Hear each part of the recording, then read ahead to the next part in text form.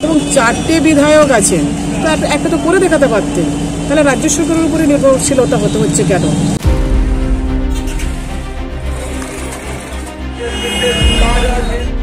আরামবাগের সেতু বিপর্যয়, বিজেপি বিধায়কদের নিষ্ক্রিয়তা নিয়ে প্রশ্ন তুললেন সাংসদ মিতালি বাগ।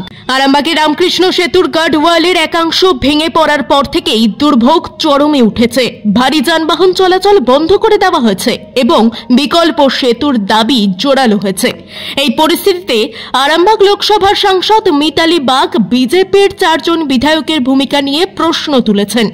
বুধবার তিনি বলেন যে এই বিধায়করা এলাকার উন্নয়নের দিকে মনোযোগ দিচ্ছেন না। মিতালি বাগের মতে এই ধরনের জরুরি পরিস্থিতিতে বিধায়কদের আরও দায়িত্বশীল হওয়া উচিত। তিনি তাঁদের নিষ্ক্রিয়তাকে দুর্ভাগ্যজনক বলে অভিহিত করেছেন।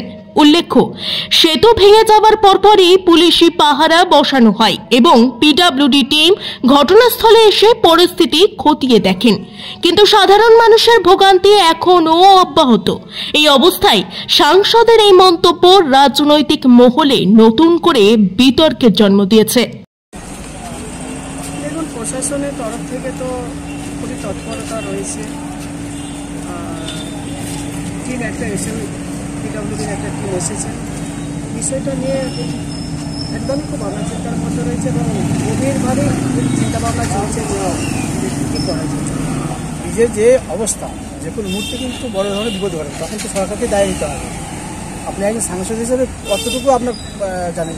দেখুন, আমি সাংসদ হিসেবে, আমার সাংসদ হিসেবে থেকে আমি বলবো একজন মানুষ হিসেবে, যেহেতু ওই মিনিস্টার উপর একটা চাপ আছে, সেক্ষেত্রে আমি মিনিস্টার সাহেবকে আমি সেদিনই শুনিয়েছিলাম, যেদিনকে ভেঙে পড়ে গেছে সেদিনকে আমি শুনিয়েছিলাম।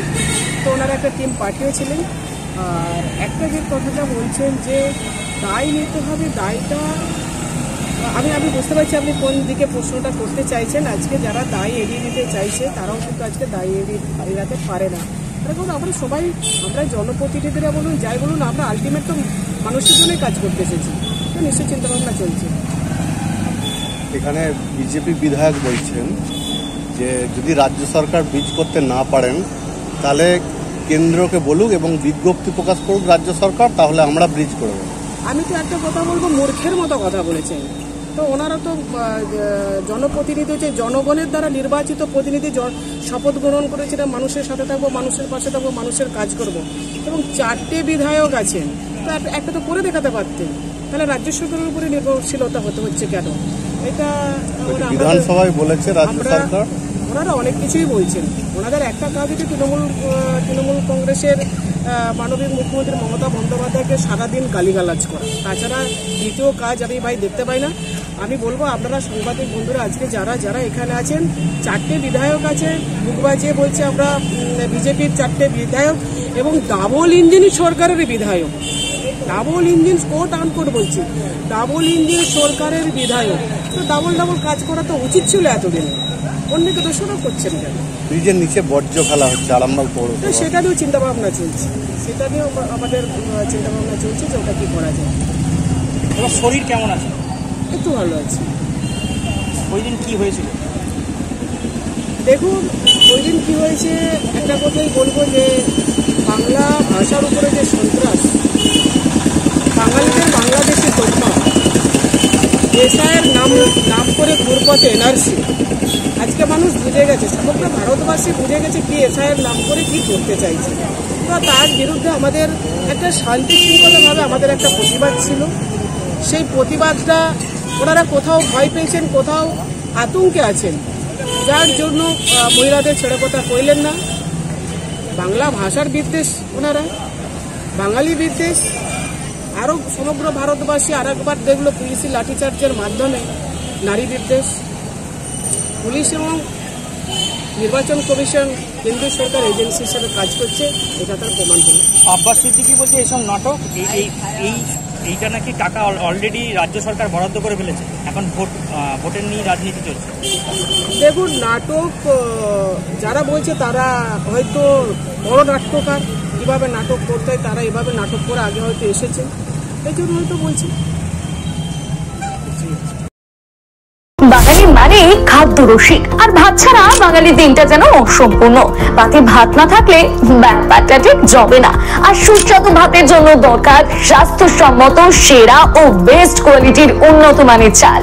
এখন বাজারে নানান কোম্পানির চাল থাকতে কোনটা হবে আপনার জন্য উপযুক্ত তা নিয়ে চিন্তিত? তাহলে আজই বাড়িতে নিয়ে আসুন আধুনিক প্রযুক্তিতে তৈরি সেরা সেরা গুণমানের গুড্ডু ব্র্যান্ডের সৌভিক গোল্ড গ্রাম বাংলার চাল, যার প্রোডাক্ট দীর্ঘদিন যাবৎ বাজারে সুনামের সহিত রাজ করে ক্রেতাদের মন জয় করেছে। এর গুণগত মান নিয়ে আপনি থাকুন একদম নিশ্চিন্ত।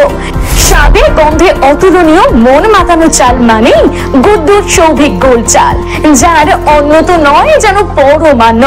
এই চালের ভাত আপনি একবার না খেলে বুঝতেই পারবেন না এর স্বাদ ও গুণমান সম্পর্কে। তাহলে এখনই আর দেরি না করে নিকটবর্তী রাইস শপে যোগাযোগ করুন আর আপনার নিত্যদিনের খাদ্য তালিকায় রাখুন গুড্ডু ব্র্যান্ডের সৌভিক গোল্ড চাল। আমাদের বিভিন্ন শাখার মধ্যে মেইন দুটি শাখা হলো চক্রপুর কালী মন্দিরের বিপরীতে তারামার চাউল ভান্ডারে এবং রাজ গ্যাস গোডাউনের বিপরীতে।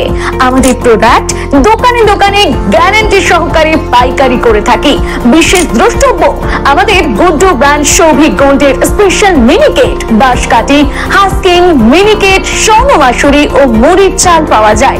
যোগাযোগ করুন নিচে দেওয়া এই নাম্বারে।